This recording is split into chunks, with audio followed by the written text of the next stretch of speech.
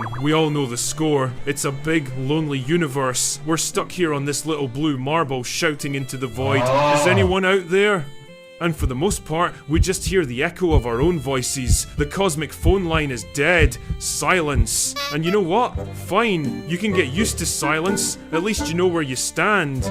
But what if the phone wasn't dead? What if it rang? Just once? Imagine it. You spend your whole life waiting by a silent telephone, and one day, it actually rings. You snatch it up, your heart pounding. You don't hear a hello, but you hear a clear signal, a perfect tone, for just over a minute. Proof that someone is on the other end. And then, click. They hang up. And for the next 50 years, the line is completely dead again. That's not silence anymore, is it? That's a prank call. That's the universe ringing your doorbell and legging it down the street. It's a cosmic kick in the teeth designed to drive you mad.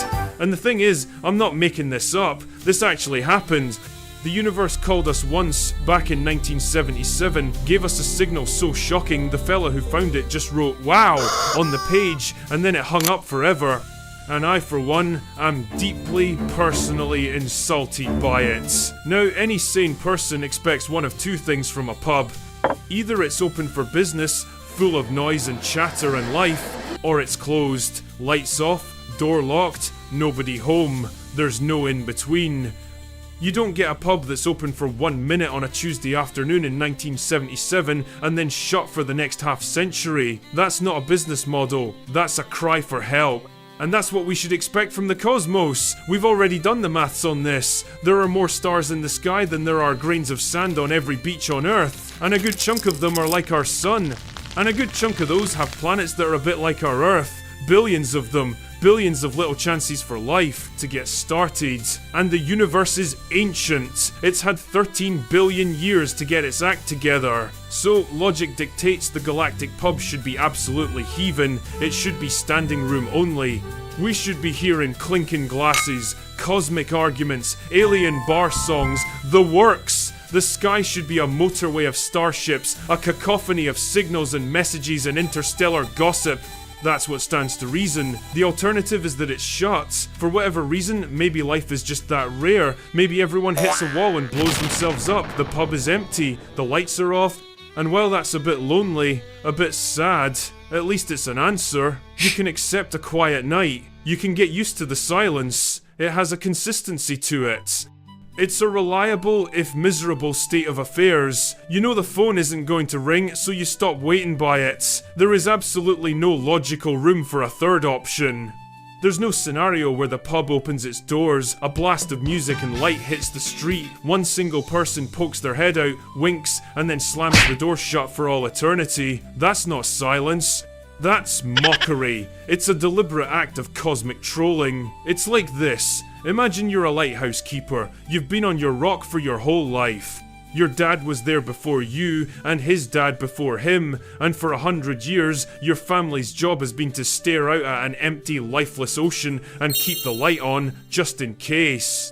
You've never seen another ship, not a fishing boat, not a canoe, nothing. The whole world, as far as you know, is just your lighthouse and the endless empty water. You get used to it.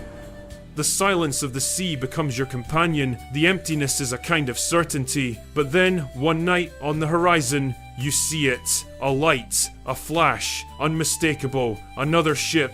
It's there for a moment, a brilliant, impossible beacon in the darkness. And then it's gone. What do? You spend the rest of your life staring at that one spot on the horizon, don't you? Every single night. The silence is no longer peaceful, it's torturous, it's filled with the memory of that one light. Was it real? Did I imagine it? Will it ever come back? The emptiness, which was once a certainty, has become a question mark, a wound that will never heal. That one flash of light is more cruel than a lifetime of darkness. And that's what we got. We were the lonely lighthouse keepers, scanning the silent cosmic ocean.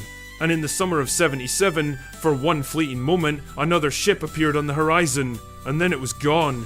His name was Jerry Amon, an astronomer. And he was, for all intents and purposes, a space-age lighthouse keeper. He was volunteering at a radio telescope in Ohio called the Big Ear. It wasn't one of these sleek modern dishes you see in the movies. It looked more like a giant's back garden project, a massive unmoving metal fence listening to the static of the universe. His job, for the most part, was the most boring job in the universe. He had to go through reams and reams of computer printout paper covered in numbers and letters, representing the hiss of deep space. It was the cosmic equivalent of trying to find one interesting word in a trillion-page book of static. The sound of nothing. But on August 15th, 1977, while looking through the data from a few nights before, Jerry saw something that made him sit bolt upright. In the endless, mind-numbing stream of ones and twos, there was a sudden, shocking crescendo, a sequence of letters and numbers that didn't belong. It read, 6EQUJ5. He grabbed a red pen. His heart must have been hammering in his chest. He circled the sequence, and in the margin, he wrote one single perfect word that summed up the entire human condition at that moment of discovery. He wrote, "Wow," and that was it.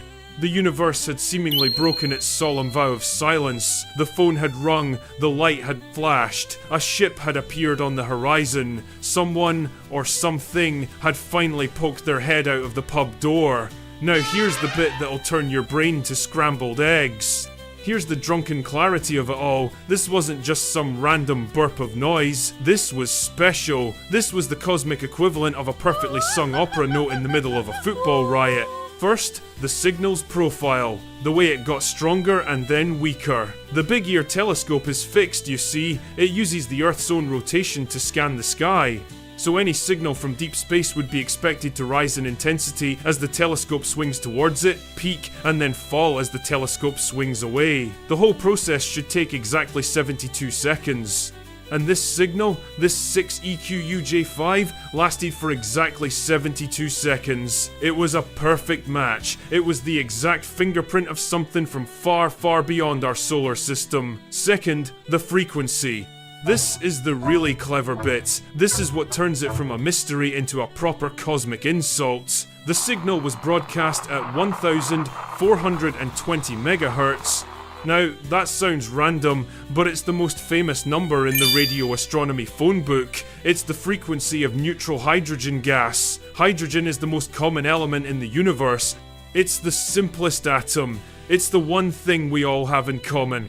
So, for decades, our scientists had been saying, if anyone out there wants to say hello, the most logical, most obvious place to do it would be on the hydrogen line. It's the universal dialing tone. It's channel 1 on the galactic telly. And that's exactly where this signal was. Right on the money. It was like getting a phone call from an unknown number, but when you answer, they're speaking your childhood language. It was a message that was deliberately, intelligently, and precisely aimed. And third, the source. Where did this perfect, beautiful, intelligent signal come from? They pointed the telescope back to that patch of sky, in the direction of the constellation Sagittarius, and what did they find there? Nothing. Absolutely sweet FA. No bright stars, no known planets, no pulsars, just a patch of cold, empty, boring space. It came from nowhere, and the final kick in the teeth, the punchline to the universe's greatest and cruelest joke, they kept listening. Oh, they listened hard. Jerry Eamon listened. Other, bigger, better telescopes listened.